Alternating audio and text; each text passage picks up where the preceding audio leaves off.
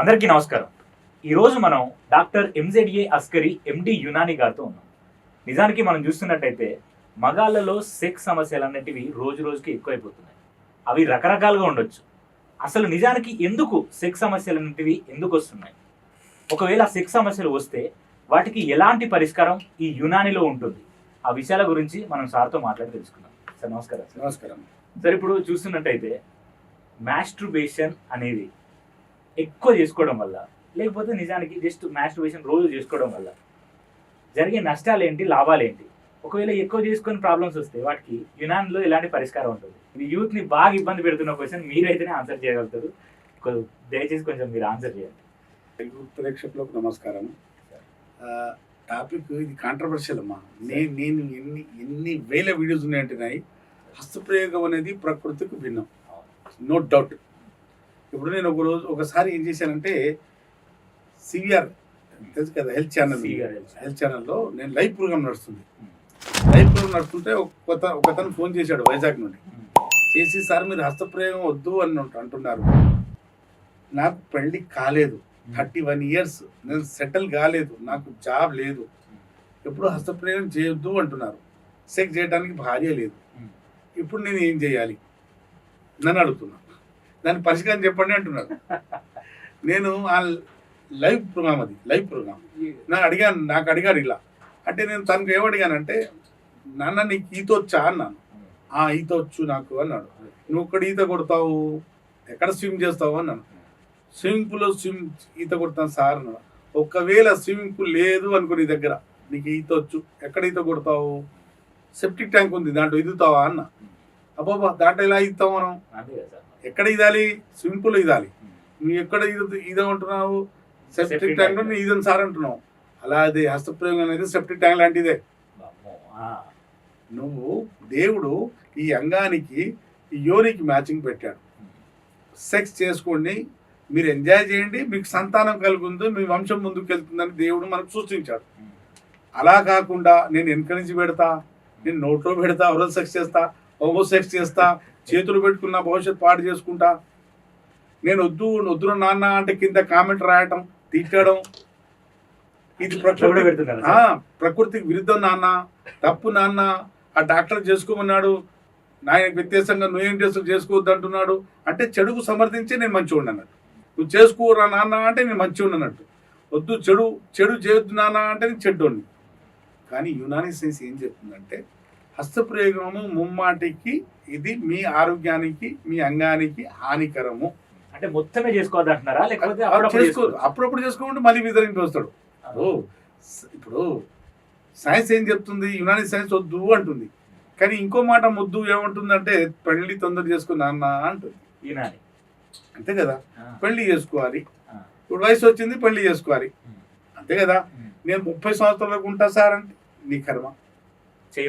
Job 40 years వరకు job దొరకదు, 40 years వరకు చేసుకోవా, 35 వరకు జాబ్ దొరకదు, చేసుకోవా. సంసారమే, ఉద్యోగమే. మన దాంపత్య జీవితం. వయసు పోయాక అంటారు కదా పెళ్ళి ఎందుకు అంటారు కదా, చనిపోయాక గొంగళి ఎందుకు, ఆకలి పోయిన తర్వాత అన్నం ఎందుకు? వయసులోనే పెళ్ళి, ఏదైనా సెక్స్ వ్యవహారం అనేది వయసులోనే ఉండాలి. ఇప్పుడు వయసు పోతూనే ఉంది, నేను సెటిల్ కాలేదు, ఉద్యోగం కాలేదు, ఆ ఎగ్జామ్ రాస్తున్న పేరిట 30 సంవత్సరాలు, 33 సంవత్సరాలు, 32 సంవత్సరాలు, 40 సంవత్సరాలకు పోయి నువ్వు సెక్స్ ఏం ఎంజాయ్ చేస్తున్నావు? కొట్టుకొని రేపు ఎవరో అమ్మాయికి తీసుకొచ్చి పెళ్లి చేసుకుంటావు, ఎవరికో బిడ్డది.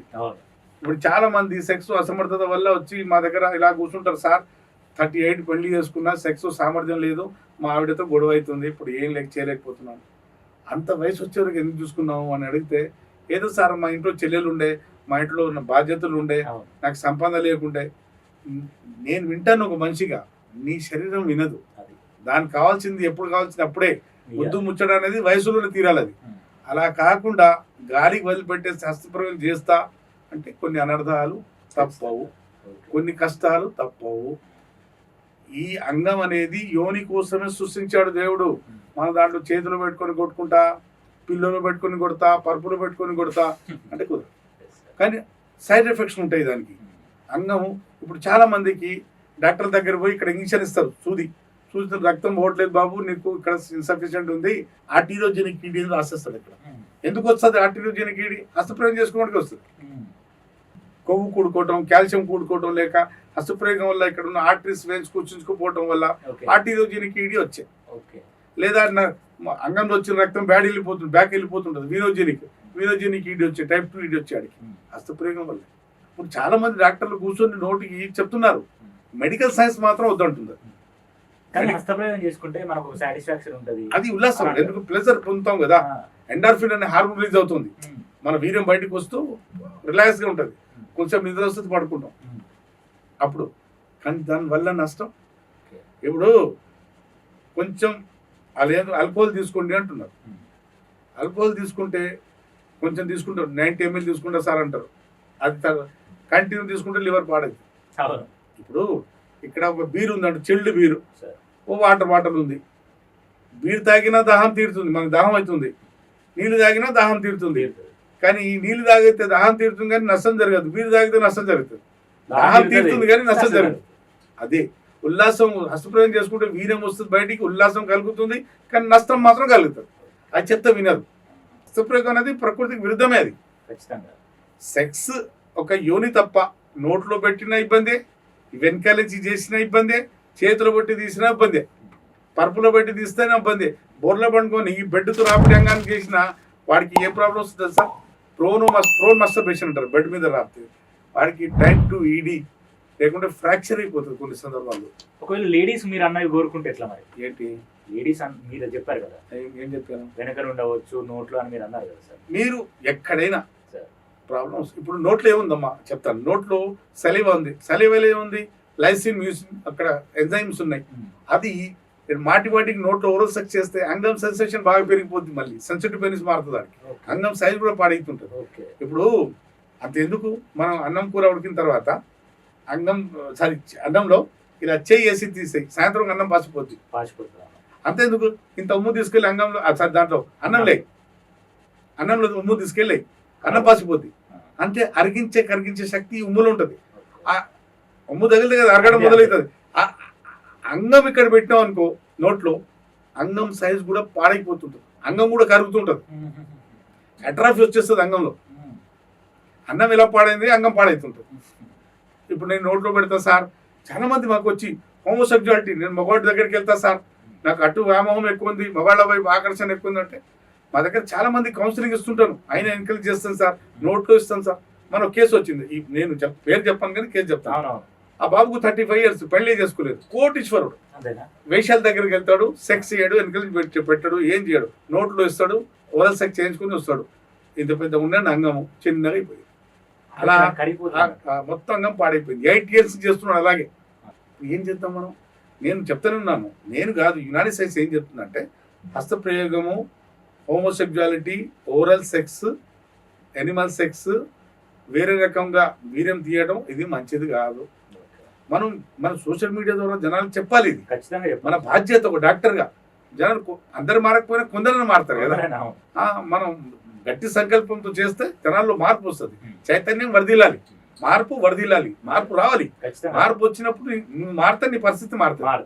ఇప్పుడు నా సంకల్పం గట్టిగా ఉంది, నేను తాగడం మానేస్తా, నా ఆరోగ్యం మెరుగుపడుతుంది, బాగుపడుతుంది, నేను బాగుపడతాను. అలాగే చెడు వ్యసనాలు ఆపే వరకు బూత్ సినిమాలు చూడడం మంచి వ్యసనం కాదు, హస్తప్రయోగం చేయడం మంచి వ్యసనం కాదు, బుర్ర పడుకుని రంగాన్ని పెడుతూ రావడం మంచి వ్యసనం కాదు. ఇవన్నీ అట్లా న్యూట్ కాల్స్ ఉన్నాయి, ఇప్పుడు న్యూట్ కాల్స్ చేసుకుంటాం, పేడ్ కాల్స్ ఉన్నాయి, చాటింగ్ చేసుకుంటాం.